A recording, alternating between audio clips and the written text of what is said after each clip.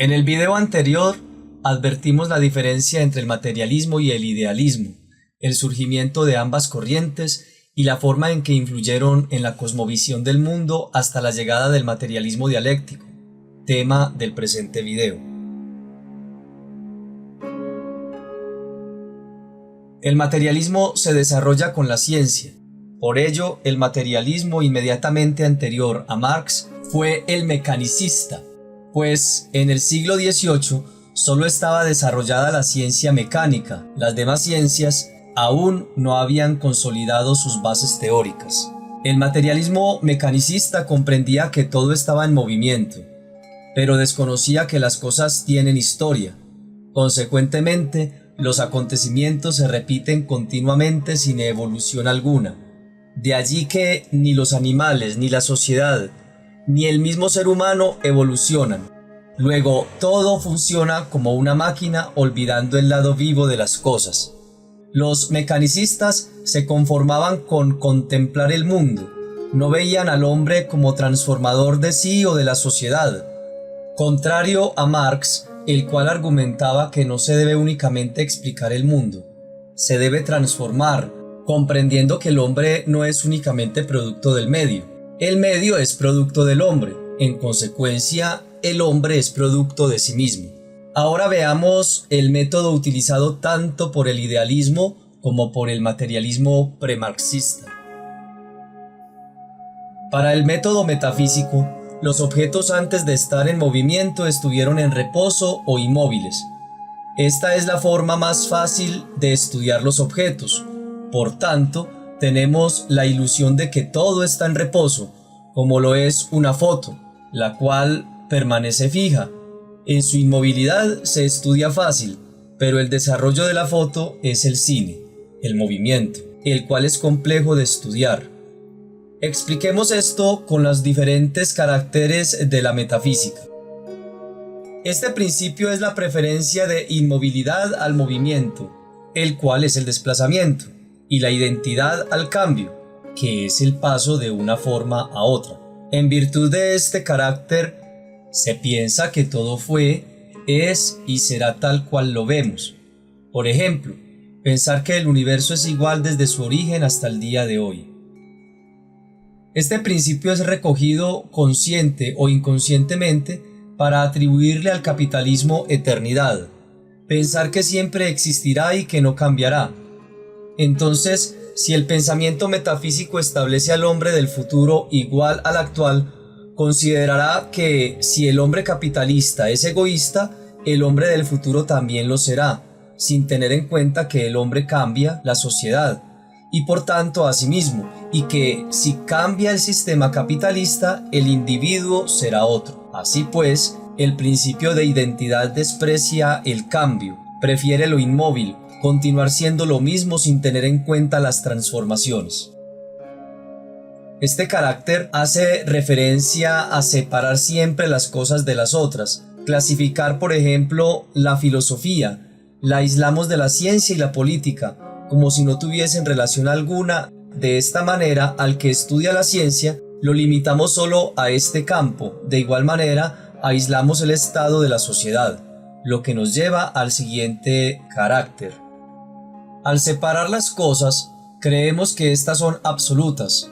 Por ejemplo, un perro, el cual creemos que siempre será así, concibiendo que nunca cambiará y que no tiene relación con otras especies gracias a las divisiones. De esta manera, el metafísico dirá que la división entre ricos y pobres siempre existirá porque en la actualidad existe. El materialista le dirá que, aunque hoy exista esta división entre ricos y pobres, hay que tener en cuenta las relaciones de explotación y los cambios en ella, como lo es la diferencia entre la relación burgués-proletario o amo-esclavo.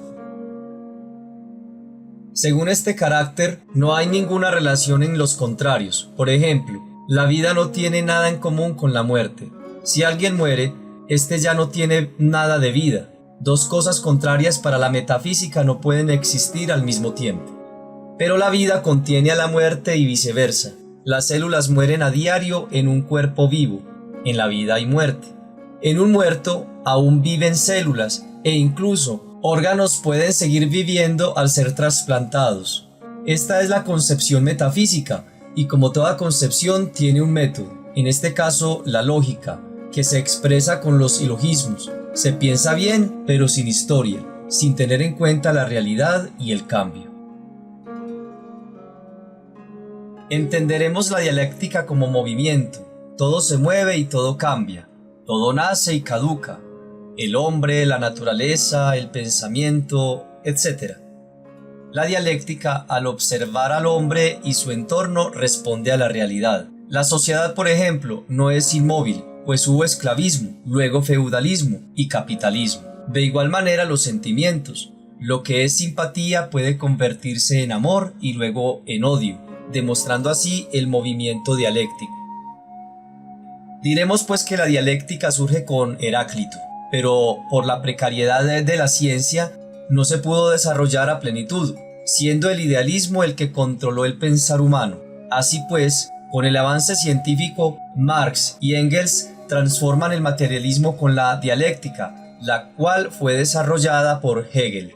Este último comprueba que todo está en movimiento y que cambia, que nada está aislado, todo depende de todo. Aunque desarrolló la dialéctica, Hegel era aún idealista. Para él primero estaba el pensamiento, luego la materia. Los cambios en el espíritu son los que hacen los cambios en la materia.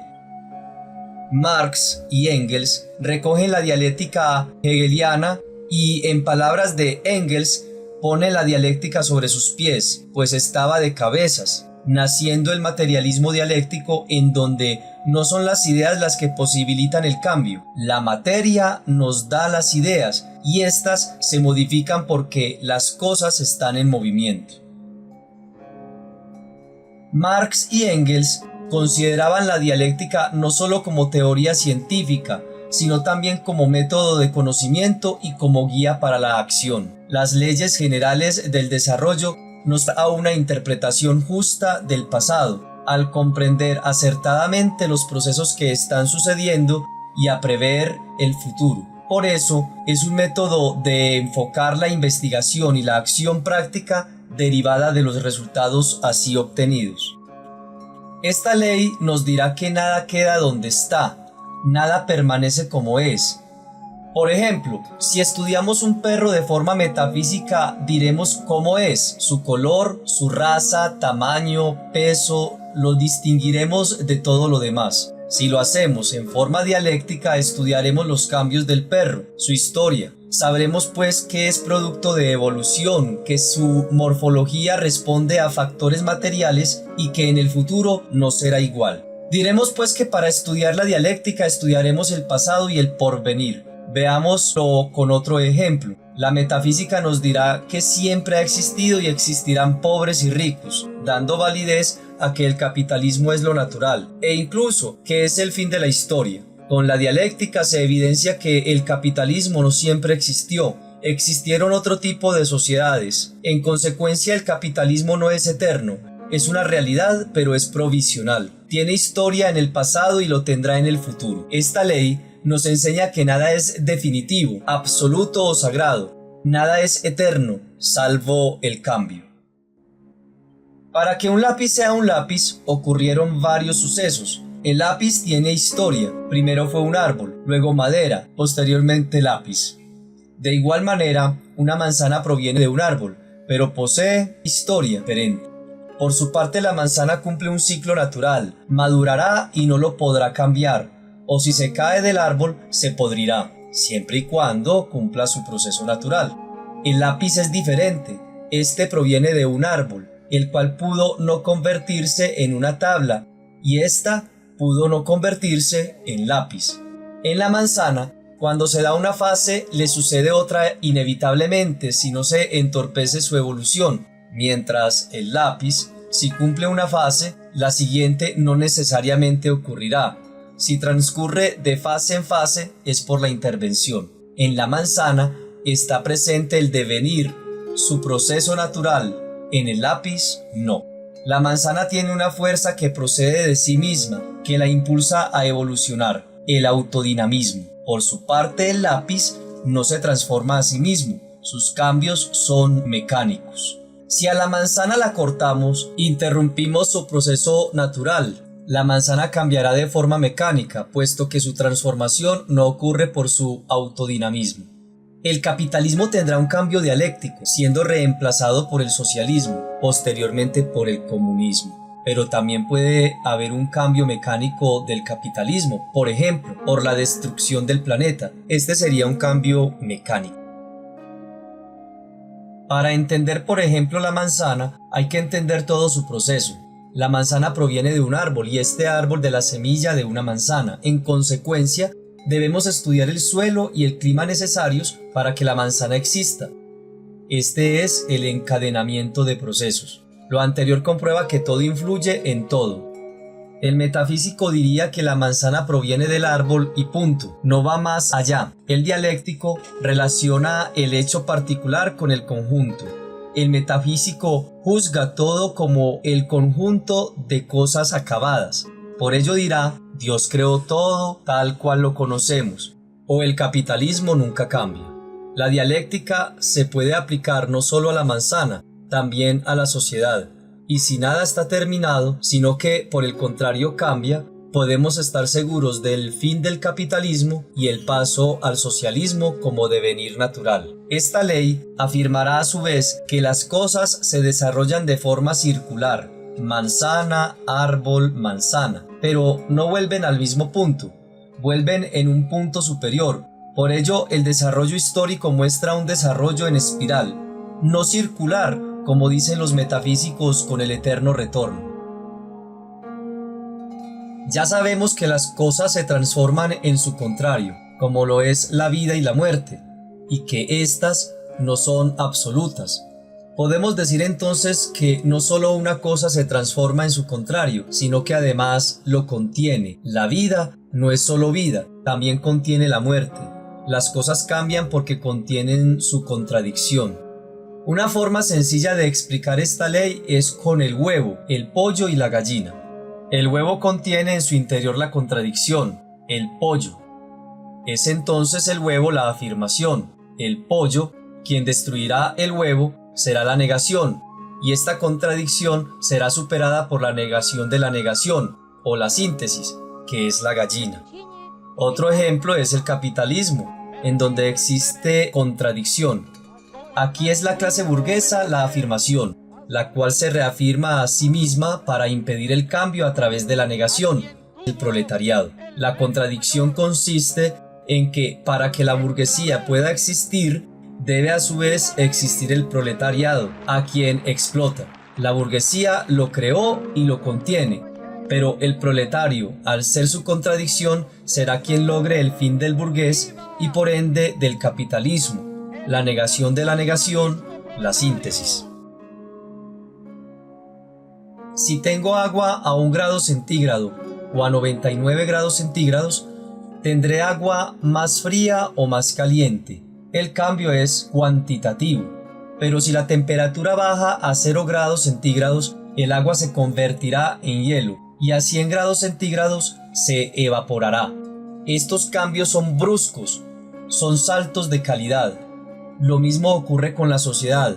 En el imperante feudalismo, la naciente burguesía empezó a buscar reformas para alzarse como la clase dominante. Pero no fue solo hasta el cambio brusco que logró su anhelado viraje. Este cambio fue gracias a revoluciones.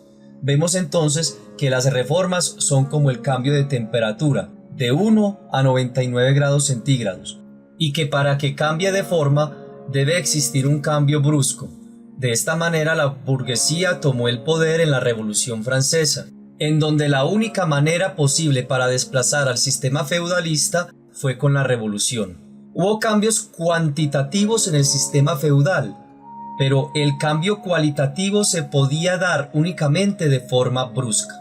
Asimismo, el socialismo puede buscar reformas cuantitativas, pero el salto cualitativo en donde el proletariado se tome el poder ha de ser por medio de otra revolución. Así lo demuestra la historia y la dialéctica. En el próximo video ampliaremos la aplicación de estas leyes cuando veamos el materialismo histórico, que consiste en la aplicación del materialismo dialéctico a las sociedades. Este video es una descripción general. Ahonda en el tema leyendo directamente a los autores, pues el materialismo dialéctico es un tema vasto, una concepción diferente de todas las cosas.